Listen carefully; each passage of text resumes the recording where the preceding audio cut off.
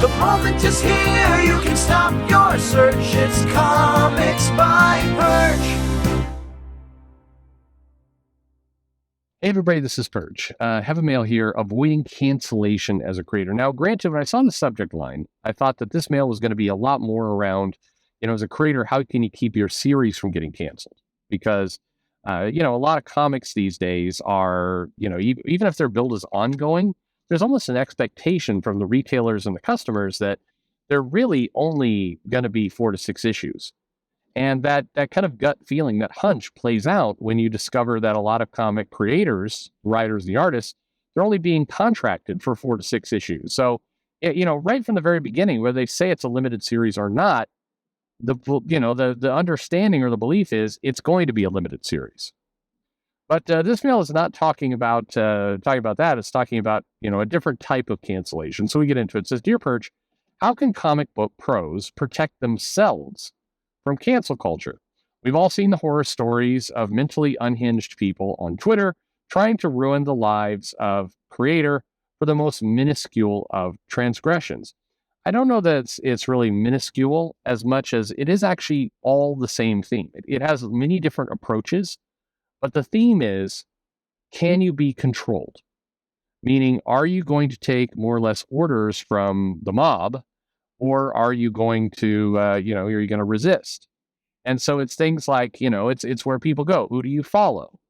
Are you kind of, one of those people? Are you not, showing up to the right groups? Are you not saying the right things? Are you not, when somebody tweets out I support this kind of random creator who's, they're trying to do some kind of, try to attack somebody.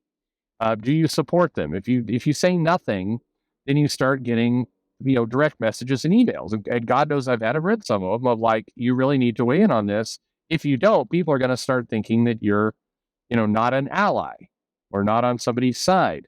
And you start getting those messages. But all this is about control. It's not a vast assortment of different transgressions. It's about, are you controllable or not? And that's really what it comes down to.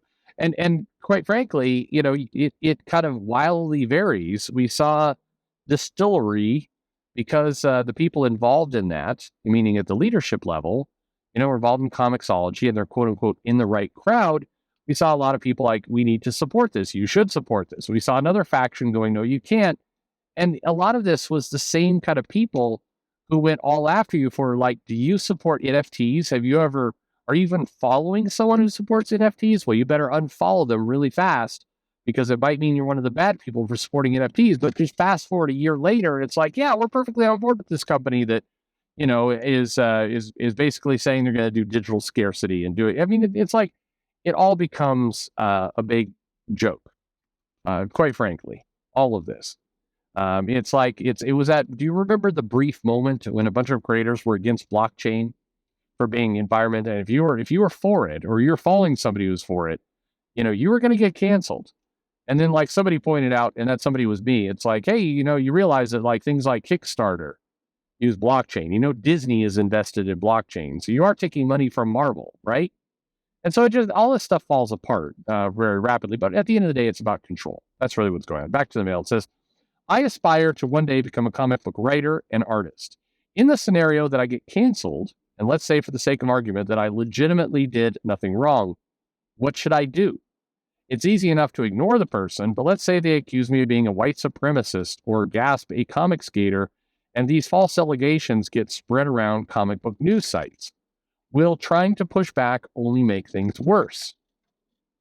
Keep being the greatest comic channel on YouTube. There's truly no other person like you in comics. Well, that's a big lie. Anyway, so what do you do? What do you do when somebody comes at you with one of these allegations? Well, often the smartest thing is to do nothing. It doesn't feel like the smartest thing because if somebody comes at you and somebody's, saying this person's a white supremacist, you want to clear your name. And people will even bait you. And there's a lot of kind of built-in aspects. Keep in mind what's going on here. The person who's doing this is trying to create a fight. They're trying to bring attention to themselves, and they're trying to control you in the process. And they have a number of schemes and scenarios to get you to comply. And a lot of these are very, they're familiar to you. A lot of them are bullying tactics that you last saw in like third grade. It's stuff like, if you say nothing, it's like, oh, not going to respond. I guess you're too guilty to respond. Okay, well, that doesn't make a lot of sense. If you're, if somebody outright lies about you, if in a business sense, if this was a company, a corporation, and somebody lied, what generally the legal team suggests you do is, okay, nobody say anything.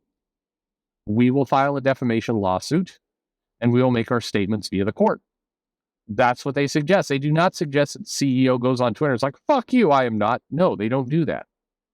It is because, giving oxygen to these claims is what people want. So if you jump in there and defend yourself, it feels like the right thing to do in your gut because, God, you don't want these horrible allegations just out there unchallenged. But challenging them is getting the game in motion. The best thing to do is to just say nothing. By the way, other parts of this game, somebody comes and trashes you, the wisest thing to do is block them. Immediately, though, the person's going to take a little screenshot of you blocking them and parade that around like a little poster. Oh, look, I got blocked. Guess this person doesn't want to engage with me. Yeah, you guessed right, motherfucker. We don't. We do not want to engage with you because you're a lunatic. So, but again, it's all about baiting. It's about baiting you into playing their game. The dumbest possible thing is to step on their playing field and start brawling because they're not playing fair. The goal is to throw a nasty allegation around, and if it doesn't pick up steam, keep in mind they're going to immediately retreat from it. If it backfires, and you see it happen all the time where somebody makes a statement like this, and it's like, no, disagree. They're like, I was just kidding. I don't know why you guys are taking things so seriously. I was just joking. Or they'll delete it themselves. They'll just quietly move on to the next target. This happens on a regular basis, but the best thing to do is to ignore it. Even though your natural kind of, machismo or whatever part of you will absolutely want to get in there and defend your honor because that's how we're wired to be as people. But it's only damaging. The statements you make should be, the most boring, nerdy, legal-like statements you make, if you make any at all. A approach that a lot of people use is somebody goes and slanders you. You ignore and block. And again, when you start blocking, they will immediately say, this is proof of your guilt. Only to a crazy person is that proof of guilt. Put it this way, in a real world, if somebody came over to your house and stood outside of it and started like throwing paint at your walls or started, got a megaphone, started just shouting at you saying a racist lives in here, you would call the police. You would call the police and get them the fuck out of there. And, if the police drug the person away, and they immediately went on to social media or went on Twitter or whatever, gave an interview and said, hey, this person didn't like it when I stood outside their house and threw paint at their walls and shouted at them with a megaphone. They called the police on me. That's proof they're guilty. No, again, only to a crazy person. Don't play a crazy person's game. So again, people may come after to cancel you because they want to control you. That's what they're doing. Giving that oxygen, playing that game, working on their terms. They can call you lots of dirty names. You don't have to accept it. Now, again, easier said than done. Okay, so you might say, well, what if they get you fired from a publisher because of these allegations? Look, your mission is to the publisher. I think if somebody comes and starts smearing you, your first call should be probably to the editor and say, hey, this is going on. Allegations are false. I am not going to get in there and start a big, ugly war. But just want to let you know this is untrue. If you have any concerns about that, talk to me. Believe it or not, that works more often than not.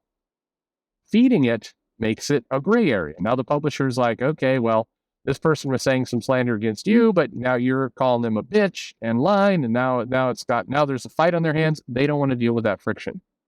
By the way, the advice I'm giving you is not foolproof. As it turns out, we've all seen it, a couple lunatics can certainly make your life shitty and can get people thrown off books. They definitely can do that. But getting in there and starting a war with them is guaranteed to, smear you just as much. It's not helpful. Now, if you're wanting to build your own brand, you're wanting to do your own stuff, and the battle itself helps you gain, notoriety and gain attention, you can certainly go for that. It's a dangerous game, but you can try. And I don't know, might recommend against it. but you can attempt to do that. I don't know. You know, you do the best you can. But at the end of the day, if some lunatics are going to come after you, there's not a whole lot you can do to solve that. I certainly wouldn't try and modify your life in order to avoid the lunatics coming after you, because then you're giving them what they want. You're giving them control. Run your own life, do what you think is right. And at the end of the day, if people come at you or attack you, the best thing you can do is just, create the distance, stay silent, don't feed it. Keep in mind, a lot of these people are lunatics and they're looking for engagement. It's not foolproof, but if you don't give it to them, they do tend to wander away.